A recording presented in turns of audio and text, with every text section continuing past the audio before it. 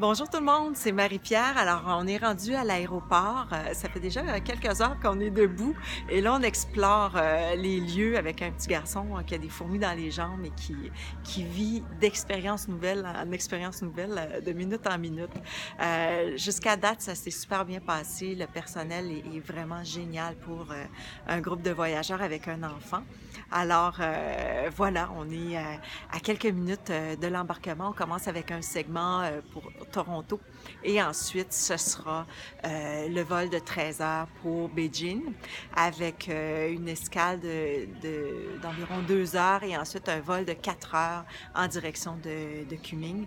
Donc, on en a pour 30 heures, là, grosso modo, avant de se reparler. Alors, ce que je voulais vous dire aujourd'hui, c'est que quand on s'installe pour un projet d'envergure, avant de commencer, parfois on est fébrile et on a tendance à avoir plutôt les côtés négatifs. Comme par exemple, hier en soupant, on se disait justement qu'on a 30 heures de déplacement à faire, à meubler dans des avions qui sont pas toujours hyper confortables. On est un peu à l'étroit, on sait qu'on va être confiné dans un espace clos avec un enfant.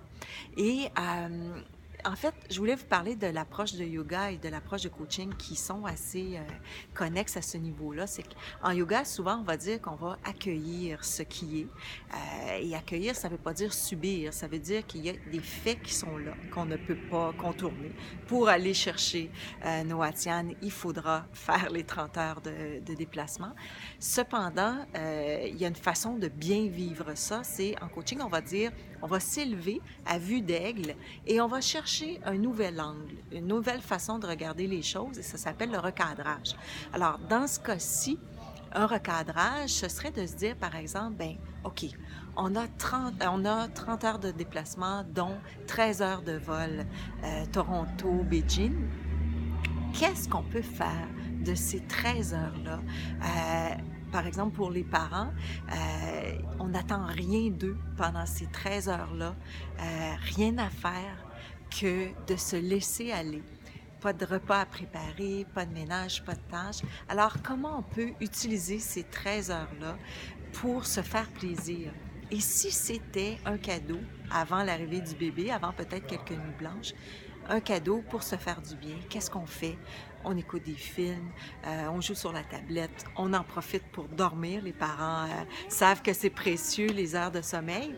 Alors, on va vraiment... Est-ce que, Jérémy, tu veux venir dire un bonjour aux gens? Bonjour! Alors, oups, on a un petit garçon qui s'en va. Tantôt, on a essayé à quelques reprises de faire la capsule. Alors, c'était un petit peu difficile. Là. Il est sur son quant à soi. Donc, je vous laisse avec ça. Le recadrage, peut-être essayer de voir dans vos vies, quand on est plutôt axé sur les aspects négatifs, comment on peut s'élever à vue d'aigle pour composer avec les éléments, les faits qu'on ne peut pas changer, mais changer notre mindset, notre façon de voir les choses pour se payer du bon temps à travers cette aventure-là. C'est ce qu'on s'apprête à faire. Alors, je vous dis au revoir. Merci d'être là.